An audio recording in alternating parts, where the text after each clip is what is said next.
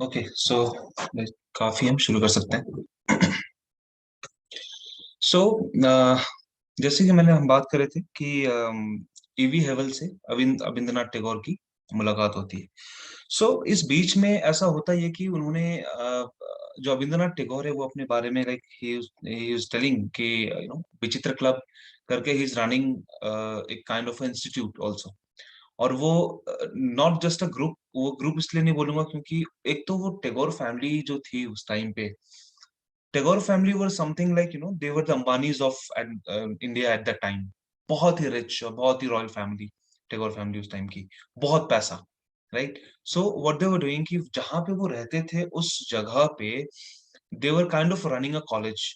वो सुबह के टाइम पे they are having the painting, शाम के टाइम पे वो ऐसा स्कल्पचर कर रहे हैं, थ्योरी कर रहे हैं। उनका पूरा शेड्यूल सेट होता था और आर्टिस्ट आते थे वहां पे और वो अपना कर रहे हैं। एंड विचित्र क्लब की जब बात कर रहे हैं तो एक बात ये भी हुई है कि ईवी हेवल सेड आस्क्ड हिम कि विचित्र क्लब, व्हाई इट्स विचित्र, व्हाट इज विचित्र। सो ही सेड कि हम जो आर्टिस्ट होते हैं, रविंद्रनाथ रिप्लाइड कि हम आर्टिस्ट हैं एंड वी आर यूनिक। हम विचित्र हैं, बहुत ही अलग हैं सबसे। एंड वहां पे जितने भी आते हैं they all are artist, they all are creative minds and creative peoples are विचित्र। So that's why he named it Vichitra club. And और उसके बाद ये सारा जो है उनका चल रहा है। And what he is doing actually, ये जो अविंद्रनाथ टैगोर है, एज आई टोल्ड कि इनके लिंक्स बहुत ज्यादा स्ट्रांग है, पैसा भी है और तो लाइक लिंक भी बहुत अच्छे रहे। And he was more close to those Japanese artist and Chinese artist, उन लोगों से उनका बहुत ही ज्यादा मेल मिलाव रहता था। And Gaganendranath Tagore the another brother of this Avindranath Tagore, and there was one more, Samindranath Tagore. So ये तीन जो हैं, ये लोग देवर रूलिंग दिस, इस ये जो इंस्टीट्यूशन है इनका, वो चला रहे हैं। ही वाज द मेन हेड, वो डायरेक्टर है, वो वहां पे हैंडल करने वाला कुछ मैनेजर है, कुछ ऐसे अपना सेटअप करके वो कर रहे हैं। But Gaganendranath Tagore was more into those, he was very big fan of this Picasso. वो बहुत इन्फ्लुएंस था उस क्यूबिज्म के, उसके कामों से। And Gaganendranath Tagore have done lot of ट्रेमेंडस works in this Picasso वाले फॉर्म में, उसी स्टाइल में, क्यूबिज्म वाले स्टाइल में। He have done lots of work, you can search, आपको बहुत सारे काम उसको उसके मिलेंगे। सो और वो अपना वो क्यूबिज्म में लगा रहता था। And Avindranath was more into those Indian art वाले सेक्शन में कि इंडियन आर्ट दब रहा है बट हम दबने नहीं देंगे। एंड वो उसको he was still trying to manage उसको, वो मैनेज करने में चले हुए आराम से। देन ये उनका अभी प्रोफाइल अभी चल रहा है फिलहाल में। सो उसके बाद क्या होता है कि दे डिसाइडेड कि कुछ ऐसा होना चाहिए ना साथ में हमें करना चाहिए और इस तरीके से। सो इस पूरे सेक्शन में क्या होता है कि कुछ ऐसी बात चलती है और उनको ऐसा बोला जाता है। It's not the exact story I am telling you, just आपको एक फॉर्म करने के लिए पूरी चीज को मैं आपको एक स्टोरी ऐसे वो करके आपको बता रहा हूँ सिर्फ। सो क्या होता है कि यहाँ पे जब इनकी बात होती है तो दे ट्राई किया पहले एक ना कॉलेज खुलना जरूरी है सबसे पहले। अगर एक आर्ट कॉलेज खुलेगा तभी कुछ हम आगे सोच पाएंगे। अभी तो कोई आर्ट कॉलेज भी नहीं। सो व्हाट दे डिसाइडेड कि वो अपना डिसाइड करके ऐसा कुछ बात प्लॉटिंग खेल के एंड जो ईवी हेवल है ही वेंट टू ब्रिटिशर, उनका जो मेन होंगे वहां पे, and he asked to open his request to open this art college, कहीं पे खोला जाए। And they said why. So वहां पे एक उसने ये मुद्दा रखा, उस सेड कि हमारे पास इतने आर्टिस्ट हैं एंड इनको अगर हम थोड़ा सा और सिखाएंगे तो हम और स्किल्ड आर्टिस्ट हमारे पास आ सकते हैं। एंड जो आर्टिस्ट अगर आज हमारे पास अगर 10 आर्टिस्ट हैं, कल को हम 10 और बैठा के इनको सिखाएंगे तो 20 हो जाएंगे हमारे पास, हमारे प्रॉफिट है। somehow दे ऑल एग्रीड कि ठीक है करते हैं। एंड व्हाट दे डिड कि उन्होंने अब उनको जगह चाहिए था कि कहाँ करा जाए।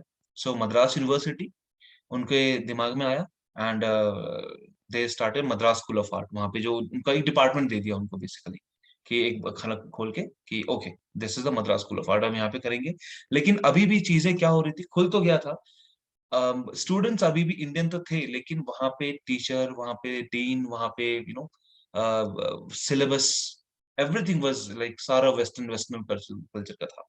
दे वर स्टिल वाटर कलर उनको कराए जा रहे हैं और सब उनको इंडियन आर्ट कुछ भी नहीं कराया जाता। But they were happy somehow कि चलो अभी शुरुआत तो कर दी ना, वी विल सी दैट, देखेंगे। ऐसा चलता रहा एंड ये चलते हुए बीचों बीच में क्या हुआ कि 1907 या 6 की बात है आई गेस, जब अजंता डिस्कवर हुआ था।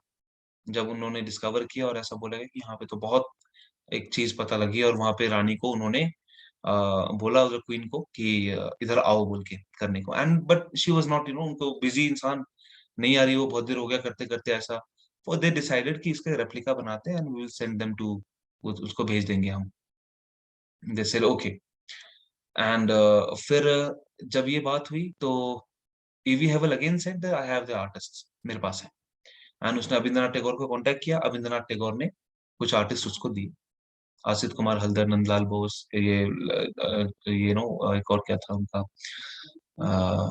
मुकुल चंद्र डे, और जो भी ऐसे 6-8 आर्टिस्ट थे उनको उन्होंने दे दिया। एंड उन्होंने रेप्लिका करके सारा प्रोसेस आपको पता है कि उन्होंने दे दिया था। फिर ऐसे वैसे they were quite happy and somehow they convinced them कि एक आर्ट कॉलेज हमारे मेन, क्योंकि उस टाइम पे Kolkata was the main city in India, it was the capital of India.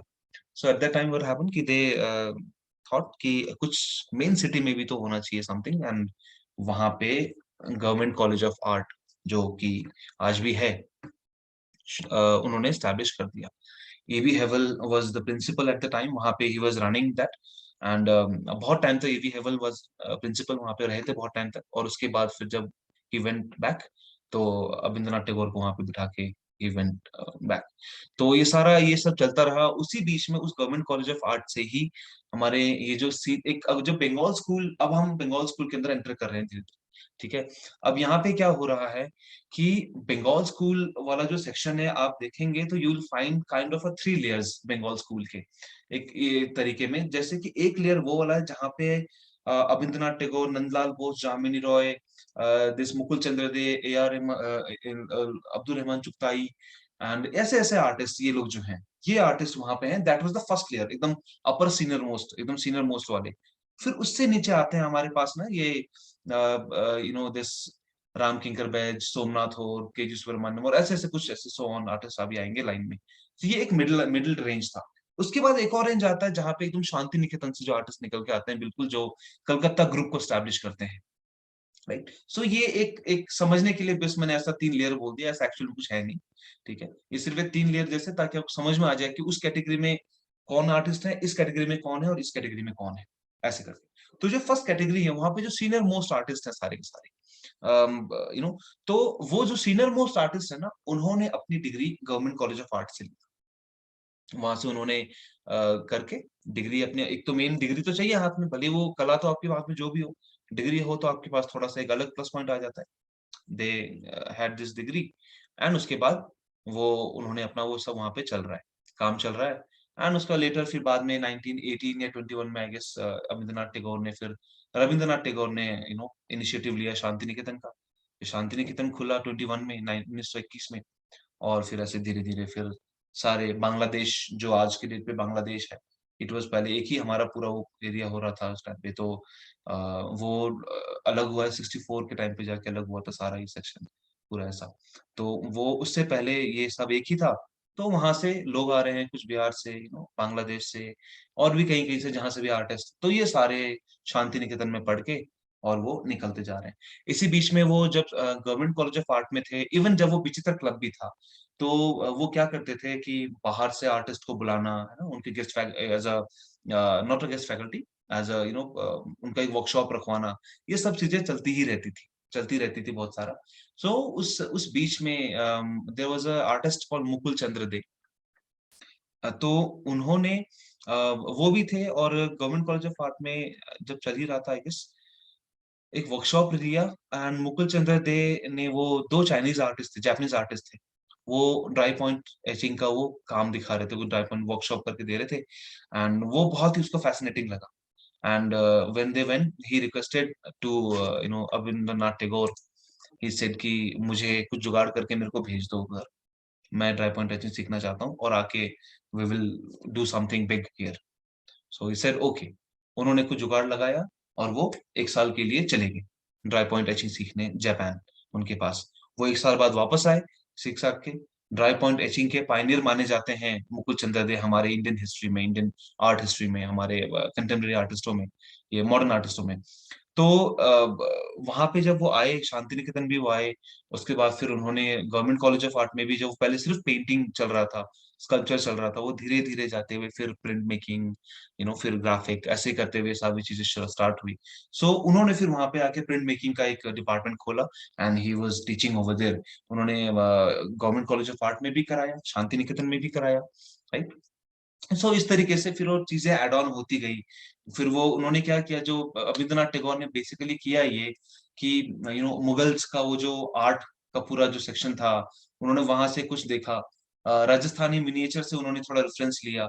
Japanese wash technique जो उनका जापान का इंक से उनका काम तो वैसे ही चलता है हमेशा।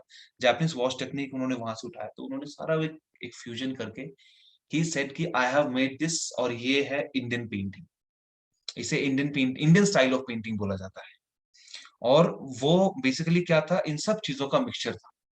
फ़र्क यहाँ पे देखिए क्या चीज़ है कि आज के डेट पे अगर आप पहाड़ी मिनिएचर में कोई भी आप सेक्शन देखते हैं, वहाँ पे भी सबको आपको लिमिटेशंस मिलती है ना, सबको पता रहता है कि ये अगर आपने पढ़ा होगा कि जहाँ पे वो स्काई ज़्यादा दिखता है, हॉरिज़ॉन्टल वाले सेक्शन में उसमें स्काई वाला पोर्शन और जिसमें ज़्यादा होता है वो इस शैली का काम है, जिसमें पत्ते इस तरह के बनते हैं वो इसका काम है, जिसकी नाक ऐसी बनी होती है वो इस शैली का काम है। सब में एक कैटेगरी दे रखा होता है और वहाँ से वो आप बाहर नहीं जा सकते। अगर आप कोई मिनिएचर का काम सीखना भी चाहेंगे कहीं पे ना अगर आप जाएँगे तो आपको सबसे पहले बोला जाता है वो कॉपी करने के लिए।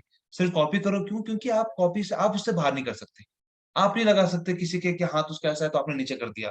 नहीं, वो जैसा है आपको वैसे ही बनाना पड़ेगा। They have this boundaries. लेकिन यहाँ पे इन्होंने इस बंगाल स्टाइल में इन्होंने क्या एक चीज़ अच्छी बात रखी कि they don't have any boundaries. वो हर चीज़ कर रहे हैं, वो एकदम लिमिटलेस होके एकदम काम कर रहे हैं। अभी आप देखेंगे जितने भी आर्टिस्ट हैं, वो बंगाल स्टाइल को वो किस हद तक लेके जाते हैं। उनका एक स्टाइल में कहीं न कहीं आप रियलिस्टिक अप्रोच भी आप देखते हो। लोग बोलते हैं कि रियलिस्टिक अप्रोच को वो नकार रहे थे दिस बंगाल स्कूल कि हमें वो वेस्टर्न कल्चर में नहीं लाना है। लेकिन अगर आप इनकी बैकग्राउंड आप देखोगे, आप अबिंद्रनाथ टैगोर का बैकग्राउंड देखिए, जामिनी रॉय का बैकग्राउंड देखिए, नंदलाल बोस को एक पल के लिए नहीं बट जामिनी रॉय जैसे ये रवींद्रनाथ टैगोर स्पेशली जो कि he was the main of this Bengal school जो मना करते हैं, इनका खुद का जो जो खुद के टीचर थे इनके, वो खुद ब जो दोनों ब्रिटिशर्स थे। He graduated from in random Sanskrit school. वहाँ से रवींद्रनाथ टैगोर ने अपना संस्कृत स्कूल से एक वो ग्रेजुएशन किया और he came to this two Britishers artist और वहाँ पे बैठ के इन्होंने अपना काम सीखा है। एंड स्टार्टिंग में he had this realistic approach only. आप रवींद्रनाथ टैगोर का भारत माता देखोगे, just look at the face only. आप उनके विकिपीडिया पे you will find the very good resolution of this images. आप देखेंगे उसको जूम करके, फेस को देखिए आप सिर्फ, वो क्यों नहीं है रियलिस्टिक, वो है, राइट। लेकिन हाँ, वो एक जो स्टाइल है, वो जो एक फ्यूजन जो उन्होंने करके दिया, वो एक्चुअल में आपको हाथ के मोशन से, हाथ के ऐसे फिगर से, स्टाइल से, वो धीरे धीरे और वो डेवलप होता गया, फिर वो, है ना, तो उससे पता लगता है कि वो बंगाल स्कूल का एक स्टाइल डेवलप हो गया था। So that style we known as the Indian style of painting, this is. और फिर यहाँ से धीरे धीरे ग्रुप्स आते गए, फिर अब दिल्ली में फिर ग्रुप बन गए हैं, मुंबई में ग्रुप बन गया है, एंड फिर नीचे साउथ की तरफ भी ग्रुप बन गए, बड़ोदरा, फिर बहुत, अब फिर धीरे धीरे ग्रुप्स बनते गए 1990 में there was a last group called print making guild, print maker guild करके ग्रुप था, 1990 की बात है। उसके बाद फिर आई डोंट थिंक सो उसके बाद कोई ग्रुप हमने देखा। फिर अब जो भी, अब तो रैंडम से अभी की अब जो कंटेम्प्रेरी में जो आज ग्रुप बनते हैं, 4 दिन बनते हैं फिर गायब, 2 एग्जीबिशन के साथ में फिर गायब, तो वो अब कोई वो चीज नहीं है। बट यस, उस टाइम तक इस तरीके से ग्रुप्स बनते रहे, स्टाइल डेवलप होते गए, फॉर्म्स डेवलप करते गए, वो स्कल्पचर्स में हर चीज में चेंजेस आते गए, हर चीज को लेते हुए। एंड सो इस तरीके से this is the story kind of, जो आपको एक एक एक आइडिया दे देगा आपको कि कैसे it goes when it went right. Now what we will do, we will note some artist. ऐसे तो अगर आप अविंद्रनाथ टैगोर से लेके आप अभी तक का देखोगे, तो it's like more than 150 artist, and I am not going to dictate all of them. मैं कुछ इंपॉर्टेंट आर्टिस्ट डिक्टेट करूंगा जो एक्चुअल में, जिनको मतलब रेगुलरली, वो रेगुलर बेसिस पे वो रोज आते हैं, राइट। सो एंड यस, इस बीच में आप राजा रवि वर्मा वाज मिसिंग। ये यहाँ पे कहाँ थे? ये थे, was when Avindranath Tagore was running this Vichitra club, he was there. लेकिन इनके बीच में कभी भी ऐसा कोलैब नहीं हुआ। मिले जरूर थे, मिले जरूर थे, वो 2 बार उनकी मीटिंग हुई है, लेकिन कभी भी उन्होंने कोलैब नहीं किया, जबकि ये कंटेम्पररी थे एक दूसरे के। Why? Because Raja Ravi Varma was more into this western culture style, है ना, वो वेस्टर्न स्टाइल पे वो बहुत ज्यादा फोकस था। इनके आप काम को देखो, स्टाइल को देखो, राजा रवि वर्मा के सारे आपको वैसे ही मिलते हैं। लेकिन ये जो क्या थे, ये चाहते थे कि हम तो अपने इंडियन स्टाइल में रहेंगे, वेस्टर्न कल्चर को बिल्कुल नकार रहे थे, है ना। तो इस चक्कर में उनकी कभी कोलैबोरेशन नहीं हो पाई आपस में, साथ में बैठ के। और यस, उसके बाद जब ये कोलकाता वाला कॉलेज खुला, जब गवर्नमेंट कॉलेज ऑफ आर्ट खुला, उसके बाद वी हैड दिस, एक और कॉलेज हमारे पास आया, जहाँ पे जेजे, जो बॉम्बे में है, जेजे स्कूल ऑफ आर्ट। अगला थर्ड कॉलेज वहां पे खुला, एंड उसके बाद एक फोर्थ कॉलेज खुला, Mayo school of art, that was in Pakistan में अभी, है ना, लाहौर में। तो वो वहां पे उसके बाद खुला। तो आप ये क्रोनोलॉजी आप सेट कर सकते हो, like first of all we had this Madras college, and after that we had this government college of art, then J J college, and after that Mayo. ये पूरा एक 4 कॉलेजेस का टाइम पीरियड भी कभी आता है, कभी पूछते हैं, वो कभी ऐसे करते हैं, इधर एक कॉलम में आपको दे देंगे चारों कॉलेज, एक तो इधर दे देंगे उनके डेट्स। 2018 के दिसंबर का क्वेश्चन है ये, जिसकी मैं भी बात कर रहा हूँ। और वो बोलते हैं कि मैच करो उनको बस बैठ के। डेट क्यों याद करना, जब आपको ऐसा पता रहेगा कि कौन सा किसके बाद आया, बस वो डेट्स जैसा भी आएगा उसको ऑर्डर के तरह से बढ़ते क्रम में उसको ऐसे न्यूमेरिक ऑर्डर में उसको सेव वो कर लो, नोट कर लो, और बस पुट करते जाओ। सबसे छोटा वाला जो सबसे कम लेट अर्ली एज का होगा, अर्ली ईयर होगा, वो आपका मद्रास कॉलेज गया। उससे कम वाला कॉलेज कलकत्ता वाला गया, उससे अगला बॉम्बे, उससे अगला पाकिस्तान। इनफ, आंसर आपका ये निकल जाता है। डेट से याद करने की कोई जरूरत नहीं है। Now note down some artist जो हमारे लिए इंपॉर्टेंट है।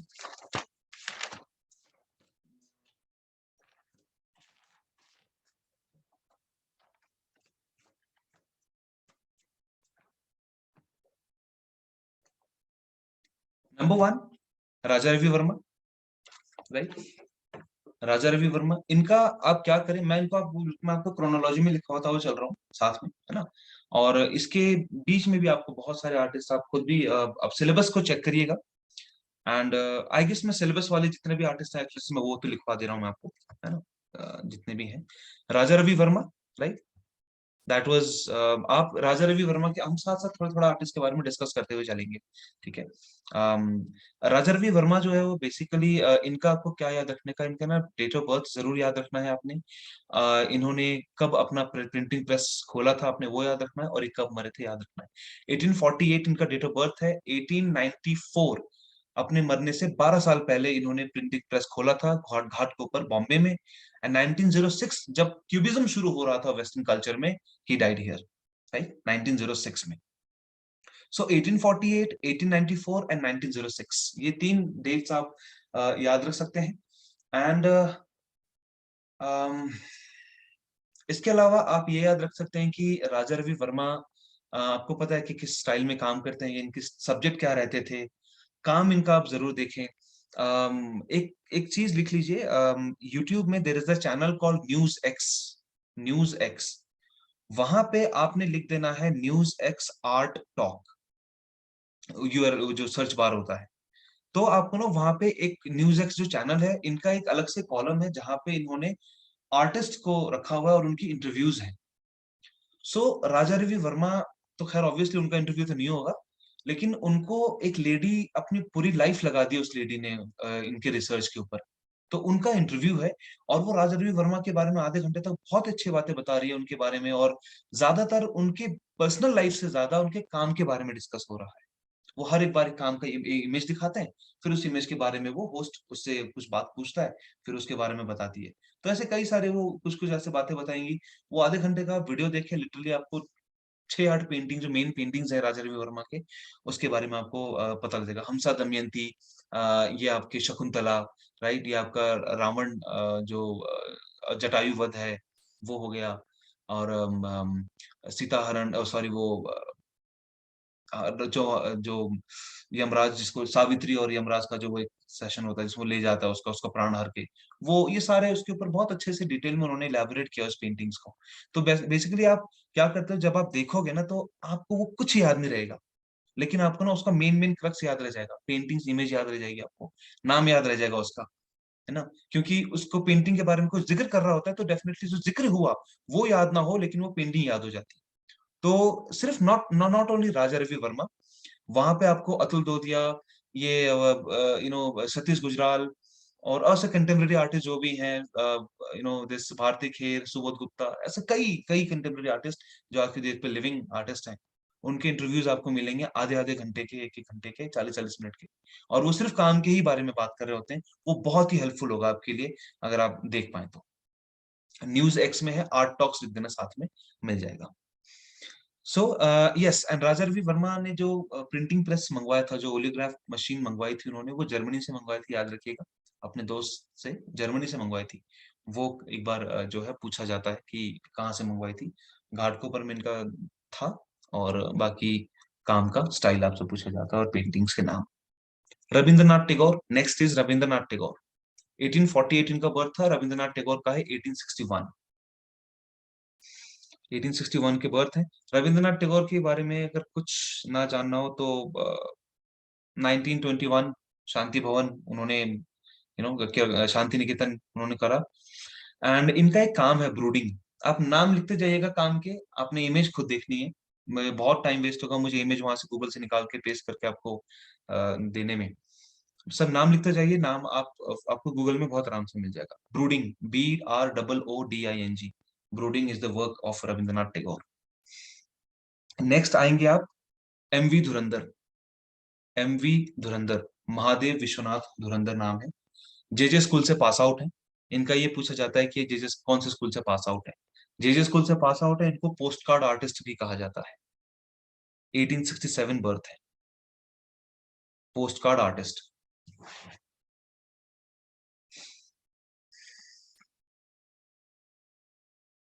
गगेंद्र नाथ Tagore, next, same 1867। Gagendranath Tagore, he is a elder brother of Rabindranath Tagore, obviously, right? And he is also known as the first cubic artist. ये first cubic artist कहलाते हैं। Picasso of India obviously जो है MF Hussain को बोलते हैं, लेकिन he is the first cubic artist of India, not Picasso और नॉट हुसैन। इनके दो काम है, पहला काम the atrium, RIUM, atrium.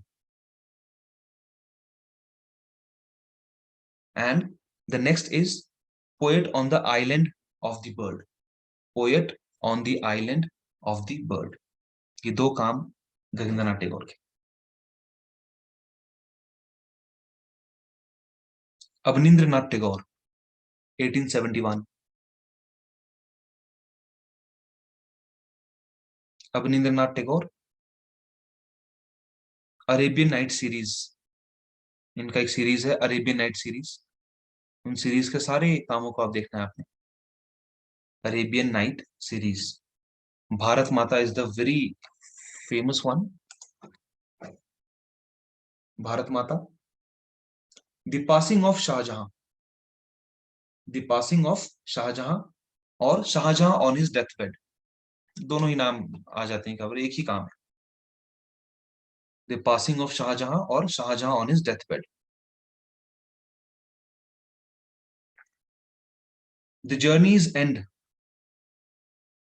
The journey's end. Hmm, hmm,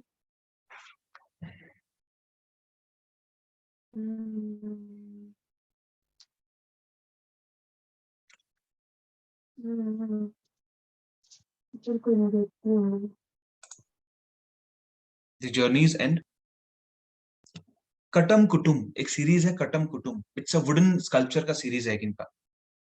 randomly ना इन्होंने जो लकड़ियां मिल गई टूट के, उसी को उन्होंने कार्व करके थोड़ा सा ऐसे करके आपको एनजीएमए में मिलेगा, कभी आप दिल्ली जाएंगे तो you can see those works, NGMA में है। कटम कुटुम सीरीज है वुडन स्कल्पचर्स का। Next artist Nandlal Bose.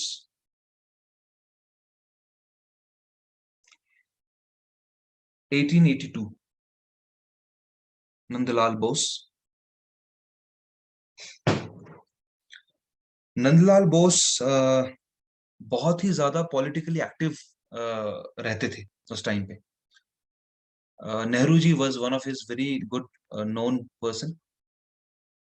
तो जो भी काम होता था ना, जैसे कोई मीटिंग होनी है या फिर कोई सभा चलना है, उसका सेट डिजाइनिंग, उसका पोस्टर होर्डिंग्स सब Nandlal used to do. So he was more politically active at the time. And इनके काम बहुत सारे हैं, क्या क्या बताएं। सती लिख लो एक, head of Shiva.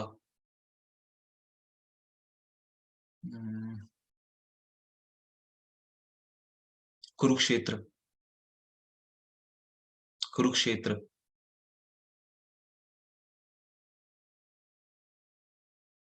And that Bapu ji है एक लिनोकट में। बापू जी। हरिपुरा पोस्टर्स। हरिपुरा पोस्टर्स।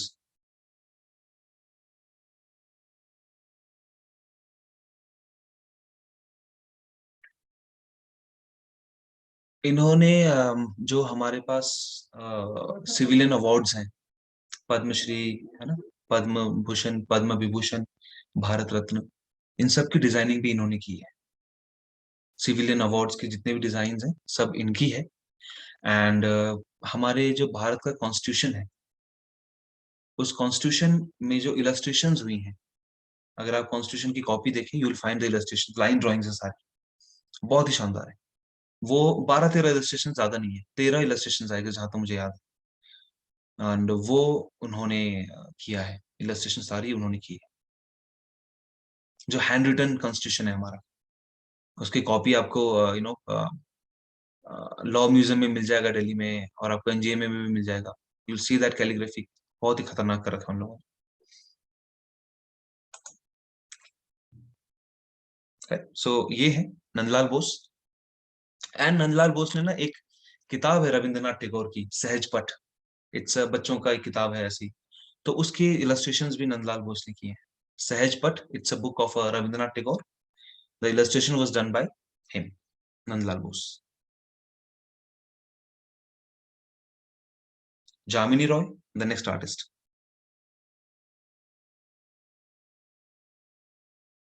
जामिनी रॉय अपने you no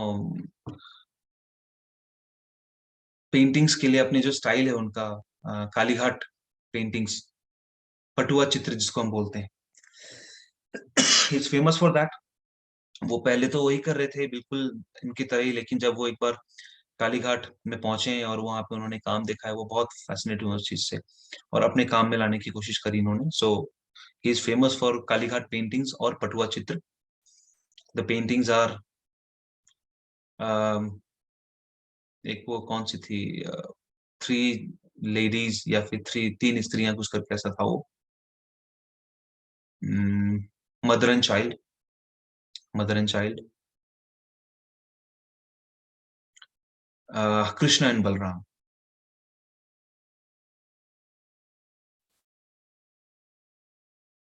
he have also done this the last supper. देखना आप कभी इसके लास्ट सपर को, अच्छा है, उसे अपने स्टाइल में किया इन्होंने। Next important artist, Abdul Rahman Chughtai, AR Chughtai, CHUGTAI, Abdul, it's not Abdul, it's Abdul, ABDUR। Yes, Teen Pujaran Namita, yes, Teen पुजारन।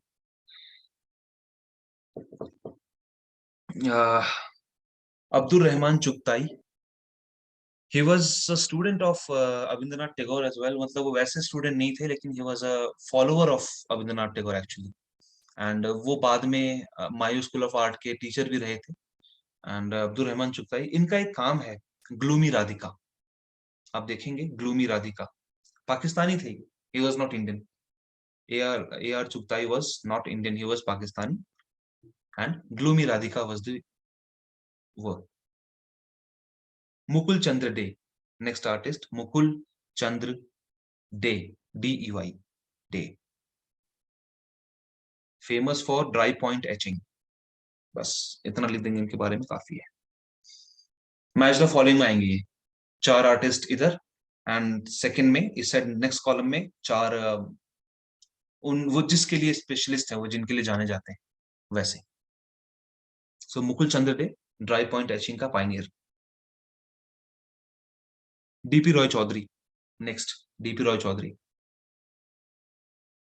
Devi Prasad Rai Chowdhury, he was the first chairman of Lalit Kala academy, first chairman of Lalit Kala academy.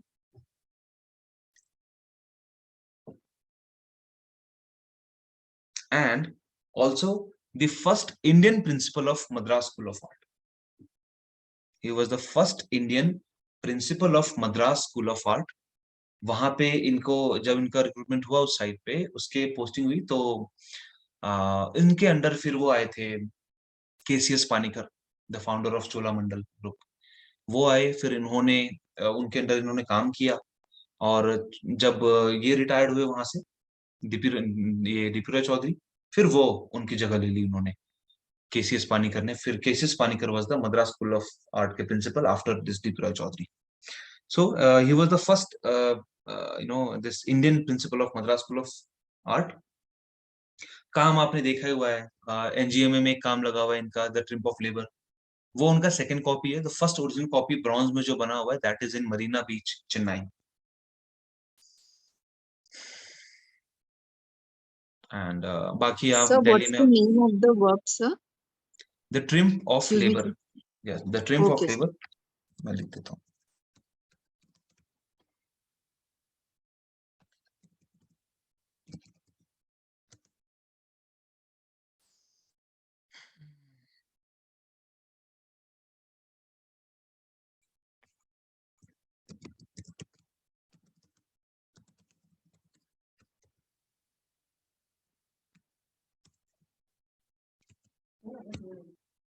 आप इसके ये लेबर ऑफ श्रिम्प जो है, इसको भी जरूर देख लेना एक बार। क्वेश्चन ये भी आया था उसी 2018 के दिसंबर में ही, क्वेश्चन में आया था।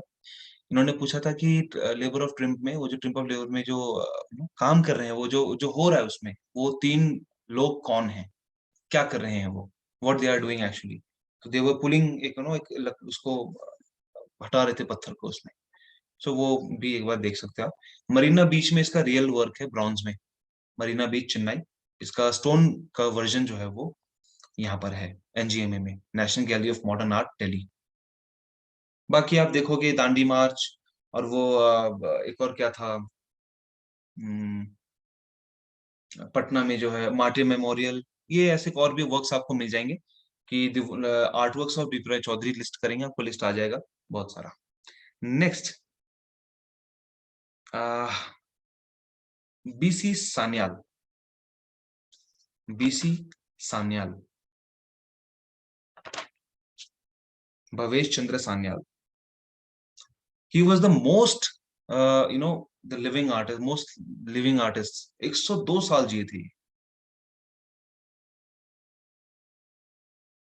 दिल्ली शिल्प चक्र के पार्ट है, that is the only thing you need to know. Delhi Shilpi Chakra के, he is a part of Delhi Shilpi Chakra, it's a group in Delhi. And in आजकल बहुत टाइम से, 2-3 अटेम्प्ट से वो क्या कर रहे हैं, यूजीसी आर्टिस्ट के जो डॉक्यूमेंट्रीज हैं उसके ऊपर भी वो लोग बहुत सवाल पूछ रहे हैं। तो कोशिश करिएगा जितने भी आर्टिस्ट आपको दिखते जाए उनके कोई भी डॉक्यूमेंट्रीज अगर आपको मिलती है लिख लो। भवेश चंद्र सान्याल का एक डॉक्यूमेंट्री है, that is called dance of the wind, dance of the wind.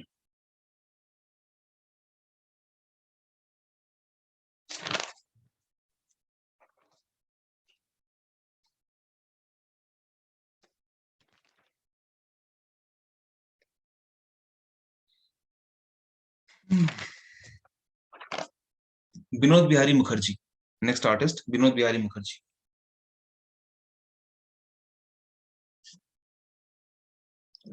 The documentary is inner eye, the inner I.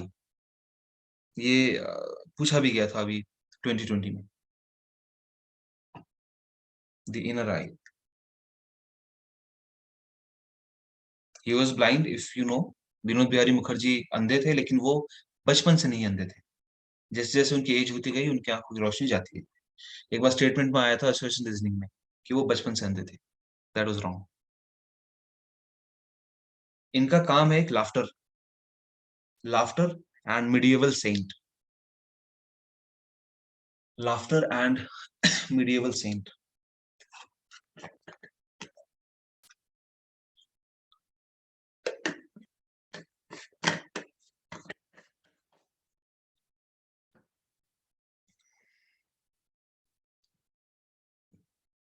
Next Jamini Roy, oh sorry ये तो लिख दिया ना हमने, हाँ जामिनी रॉय। तो नेक्स्ट इज राम किंकर बैज,